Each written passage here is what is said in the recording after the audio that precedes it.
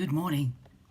Beautiful, crisp morning this morning with frost on the ground and a bit of freezing fog around here in Chard anyway. Good morning. So we come to a phrase that we often take out of context, I think. It's in verse 29 of chapter 11 of Romans, where it says, "For the gifts and the call of God are irrevocable."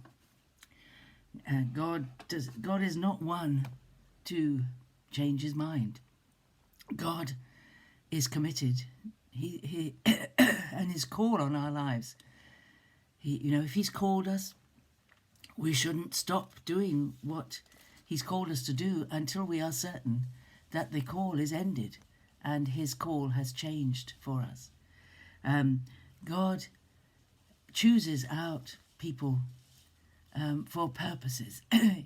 We're told in the scriptures he has purposes for each of us, and they are good because he knows the sort of activity, and he knows the way our minds work, each as individuals, and he knows exactly the things that will fulfill us as individuals. And he has designed a call that fits you and me. But it comes in the middle of this passage here about the difference again between the Jews and the Greeks, or the Jews and the Gentiles, or non-Jews. That the Jews, thinking in terms of the gospel, the Jews had become enemies of Paul and of the Christians because they hated what was being preached. They didn't want their religion changed. They didn't want to move on. They didn't want to change. They're enemies in verse 28. But as regards election or God's choice, they're beloved for the sake of their forefathers. And God's choosing of the Jewish nation has not ended. So we have to be very careful as we think about these things. God has chosen us, and he has given us a call on our lives. And just as we were once disobedient to God, but have now received mercy, they are now disobedient, and they will receive mercy. You can see that God is merciful. God wants all to come to faith and to be saved. His mercy is past finding out, and we can't ever change his mercy. Sorry, I've got a bit of a frog in my throat this morning. But the gifts and call of God are irrevocable. Another way of putting it would be to say, if God wants to get you into a certain position, he will do it. And he may use very unconventional means for doing it, but he will do it. And if you feel, this is one thing I've experienced, and I haven't got time to tell you about it. Perhaps if we have a one-to-one conversation, you say, what were you talking about on that Friday? I'll explain it to you. But when I first got into chaplaincy, there was no way I could ever be employed as a chaplain. On three basic grounds, I didn't fit the criteria.